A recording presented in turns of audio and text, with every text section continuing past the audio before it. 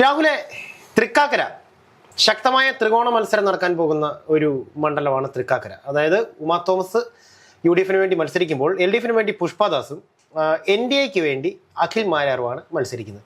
അതിൽ തന്നെ അഖിൽ മാരാർക്ക് സാധ്യതകൾ ഏറെയാണെന്ന് ഒരു പറച്ചിൽ മൊത്തത്തിൽ കേൾക്കുന്നു. എന്താണ് അതിന്റെ സത്യാവസ്ഥ? അത് സ്വാഭാവികമായിട്ട് നമുക്കറിയാം. അഖിൽ മാരാർ മത്സരിക്കുന്ന പാർട്ടി ഏതാണ് എന്ന് ചോദിച്ചു കഴിഞ്ഞാൽ 2020 പാർട്ടിയാണ്. 2020 പാർട്ടിയുടെ ഏറ്റവും ശക്തനായിട്ടുള്ള ഏറ്റവും അറിയപ്പെടുന്ന സ്ഥാനാർത്ഥി ആരാണ് എന്ന് ചോദിച്ചു കഴിഞ്ഞാൽ അതും അഖിൽ മാരാർ തന്നെയാണ്. അഖിൽ മാരാരെ പറ്റി പറയുകയാണെങ്കിൽ കൊട്ടാരക്കര ഉപതെരഞ്ഞെടുപ്പിൽ UDF സ്ഥാനാർത്ഥിയായി വന്നേക്കാം എന്നുള്ള പേരുകളിൽ നിന്നിരുന്ന ഒരാളാണ്. നമുക്കറിയാം, രമേശ് ചെന്നിത്തലയാണെങ്കിൽ പോലും കൂടെ നിൽക്കുന്ന കുറെ ഫോട്ടോകളൊക്കെ ഇട്ടിട്ടുണ്ട്. രമേശ് ചെന്നിത്തലയോട് നിൽക്കുന്ന ഫോട്ടോ അഖിൽ മാരാരും ഇട്ടിട്ടുണ്ട്.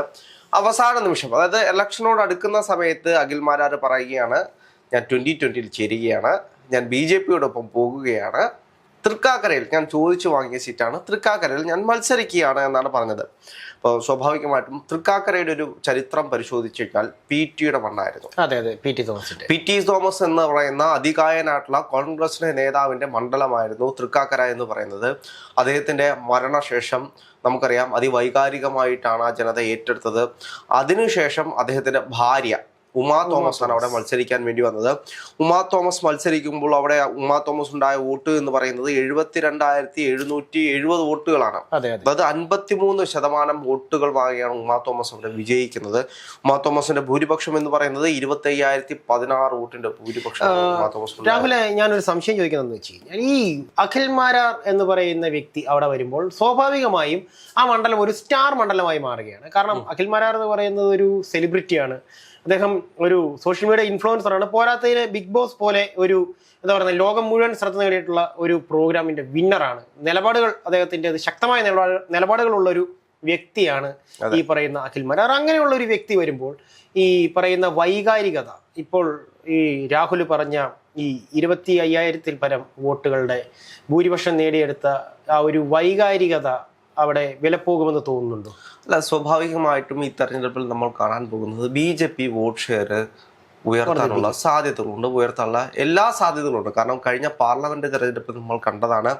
അതിൽ BJP 2ാം സ്ഥാനത്ത് വന്ന മണ്ഡലങ്ങൾ പരിശോധിച്ചു കഴിഞ്ഞാൽ അതിൽ തൃക്കാക്കരയും ഉണ്ടായിരുന്നു എന്ന് വേണമെങ്കിൽ നമുക്ക് പറയാം. അപ്പോൾ അത്തരത്തിൽ ശക്തമായിട്ടൊരു മത്സരം നടക്കുന്ന മണ്ഡലമാണ്. ശക്തമായിട്ട് BJPക്ക് വോട്ട് പോകാൻ സാധ്യതയുള്ള മണ്ഡലമാണ്. ആ മണ്ഡലമാണ് 2020 BJP വിട്ടുകൊടുത്തത്. സ്വാഭാവികമായിട്ടും 2020 പറ്റി നമുക്കറിയാം. എറണാകുളം ജില്ലയിൽ അതിശക്തമായിട്ട് മുന്നോട്ട് പോകുന്നൊരു പാർട്ടിയാണ്. കിഴക്കമ്പലത്തുണ്ടായ ഒരു പാർട്ടി പിന്നീട് എറണാകുളം ജില്ല മുഴുവൻ വ്യാപിക്കുന്ന രീതിയിലേക്ക് പോയൊരു പാർട്ടിയാണ്. സ്വാഭാവികമായിട്ടും BJPക്ക് ഏറ്റവും കൂടുതൽ വോട്ട് ഷെയർ ഉള്ള പാർട്ടി കഴിഞ്ഞ തവണ 2020 അവിടെ മത്സരിച്ചിരിക്കുന്നു. ഈ 2 വോട്ടും കൂടെ ചേരുമ്പോൾ തന്നെ 2ാം സ്ഥാനത്തേക്ക് വരാനുള്ളൊരു വോട്ട് ഷെയർ അവിടെ, അതായത് ഇപ്പോഴത്തെ വോട്ട് ഷെയർ വർദ്ധിപ്പിക്കുകയും കൂടെ ചെയ്യുമ്പോഴത്തേക്കും BJPക്ക് അവിടെ കടന്നു വരാനുള്ള എല്ലാ സാധ്യതകളും ഉണ്ട്. ഇപ്പോൾ നമ്മൾ കഴിഞ്ഞ ഉപതെരഞ്ഞെടുപ്പിൽ എടുത്ത് നോക്കിക്കഴിഞ്ഞാൽ അവിടെ CPM കിട്ടിയ വോട്ട് എന്ന് പറയുന്നത് 47,754 വോട്ടുകളാണ്. BJPക്ക് 12,957 വോട്ടുകളാണ് അവിടെ കഴിഞ്ഞ തവണ കിട്ടിയത്, അതായത് ബൈ ഇലക്ഷൻ കിട്ടിയത്. പക്ഷേ അതല്ല ഇപ്പോഴത്തെ യഥാർത്ഥ ചരിത്രം എന്ന് പറയുന്നത്. അഖിൽ മാരാറിൻ്റെ ഒരു കൂർമ്മ ബുദ്ധിയുണ്ട്. അഖിൽ മാരാർ എന്തുകൊണ്ടാണ് തൃക്കാക്കര ചോദിച്ചു വാങ്ങിയത് എന്ന് പറഞ്ഞു കഴിഞ്ഞാൽ ഇതിനകത്ത് കുറേ വിഷയങ്ങൾ വരുന്നത്. ഇപ്പോൾ ഉമാ തോമസിൻ്റെ കാര്യം പറയുമ്പോഴാണ്. ഉമാ തോമസ് കഴിഞ്ഞ ഉപതെരഞ്ഞെടുപ്പിൽ 2024 ഉമാ തോമസ് MLA ആയിട്ട് വരുന്നത്. ഇപ്പോൾ PT മരണശേഷം അവർ വരുന്നു.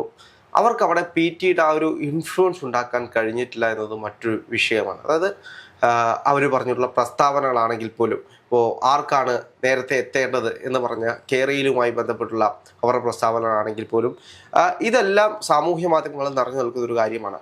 അപ്പോൾ വികസനത്തെ പറ്റി ഏറ്റവും കൂടുതലും വിഷയം ഉണ്ടാകുമ്പോൾ CPM ഉന്നയിക്കുന്ന പ്രധാനപ്പെട്ട വിഷയം എന്ന് പറയുന്നത് ഉമാ തോമസ് കേരളിനെതിരെ പറഞ്ഞ ആർക്കാണ് വേഗം പോകേണ്ടത് എന്ന് പറയുന്ന പ്രസ്താവന, ഇതെല്ലാം അവിടെ ഉണ്ടാക്കുന്നൊരു ഇൻഫ്ലുവൻസ് ഉണ്ട്.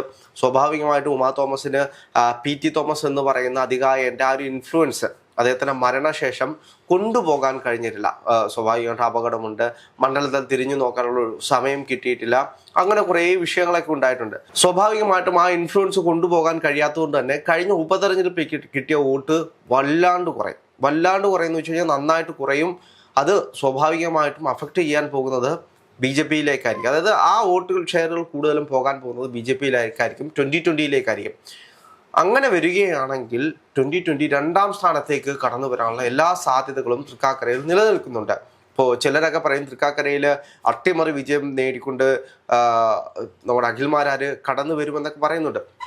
അഖിൽമാരാര് കൃത്യമായിട്ട് ഇടപെടുന്നുണ്ട്. ഞാൻ കഴിഞ്ഞ ദിവസങ്ങളിൽ അദ്ദേഹത്തിന്റെ ഫേസ്ബുക്ക് പോസ്റ്റുകളൊക്കെ പരിശോധിച്ച് കഴിഞ്ഞാൽ സാധാരണപ്പെട്ട മനുഷ്യരെ പോയി കണ്ട് നമ്മൾ പഞ്ചായത്ത് തെരഞ്ഞെടുപ്പിലൊക്കെ എങ്ങനെയാണോ വോട്ട് പിടിക്കുന്നത് ആ ഒരു സ്ട്രാറ്റജിയാണ് അവിടെ. ശരിക്കും പറഞ്ഞാൽ ഒരു ബിഗ് ബോസിൽ വിജയിയാകുവാനായിട്ട് ഉപയോഗിച്ച അതേ സ്ട്രാറ്റജി തന്നെ അദ്ദേഹം ഈ പറയുന്ന പൊളിറ്റിക്കലിലേക്ക് വരുമ്പോൾ യൂസ് ചെയ്യുന്നുണ്ടെന്നാണ്. ബിഗ് ബോസ് അല്ല ഞാൻ പറഞ്ഞത് അവിടെ അദ്ദേഹം ജയിച്ചതും സാധാരണക്കാരായിട്ടുള്ള ജനങ്ങളെ ഇൻഫ്ലുവൻസ് ചെയ്തായിരുന്നു. അദ്ദേഹം അതേ സ്ട്രാറ്റജി സാധാരണക്കാരിലേക്ക് കടന്നു ചെല്ലുന്നതിലൂടെ ആ ഒരു സ്ട്രാറ്റജി തന്നെയാണ് യൂസ് ചെയ്യുന്നത്. അങ്ങനെ തന്നെയാണ് എന്ന് വേണമെങ്കിൽ പറയാം. ഇപ്പോൾ അദ്ദേഹത്തിന്റെ കഥ പറച്ചിലാണെങ്കിലും ആ ഒരു ശൈലിയാണ്. ഇപ്പോൾ കഴിഞ്ഞ ദിവസം തന്നെ അദ്ദേഹം 2020 ഒരു പരിപാടിയുടെ ഇടയിൽ പറയുന്നുണ്ട്, ഞാൻ എന്തുകൊണ്ടാണ് തൃക്കാക്കര ചോദിച്ചു വാങ്ങിച്ചത് എന്ന് പറഞ്ഞു കഴിഞ്ഞാൽ കൃത്യമായി പണിയെടുത്തു കഴിഞ്ഞാൽ 2020 വിജയിക്കാൻ കഴിയുന്ന മണ്ഡലമാണ് തൃക്കാക്കര. അതുകൊണ്ട് തന്നെയാണ് ഈ തെരഞ്ഞെടുപ്പിൽ ഞാൻ ചോദിച്ചു വാങ്ങിച്ചത് എന്ന് പറയുന്ന ഒരു സാഹചര്യം ഉണ്ടാകുന്നത്. അപ്പോൾ തൃക്കാക്കര പോലുള്ള മണ്ഡലം ചോദിച്ചു വാങ്ങിക്കുന്നു.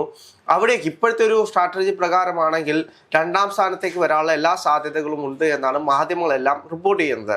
അപ്പോൾ സ്വാഭാവികമായിട്ടും രണ്ടാം സ്ഥാനത്തേക്ക് കടന്നു വരികയാണെങ്കിൽ അവസാന ലാഭ് എത്തുമ്പോഴേക്കും അതൊരു അട്ടിമറിയായിട്ട് കൊണ്ടുപോകാം. അല്ലെങ്കിൽ സ്വാഭാവികമായിട്ടും അവിടുത്തെ MLA ആയിട്ടുള്ള ഉമാ തോമസിനെ അവിടെ അവരുടെ വോട്ട് ഷെയർ വല്ലാണ്ട് കുറയ്ക്കാനുള്ളൊരു സാഹചര്യം അവിടെ 2020 ഒരുക്കുന്നുണ്ട്. അഖിൽമാരാർ ഒരുക്കുന്നുണ്ട്. അഖിൽമാരാർ കൃത്യമായിട്ടൊരു പോരാളിയാണ് എന്ന് വേണമെങ്കിൽ പറയാം.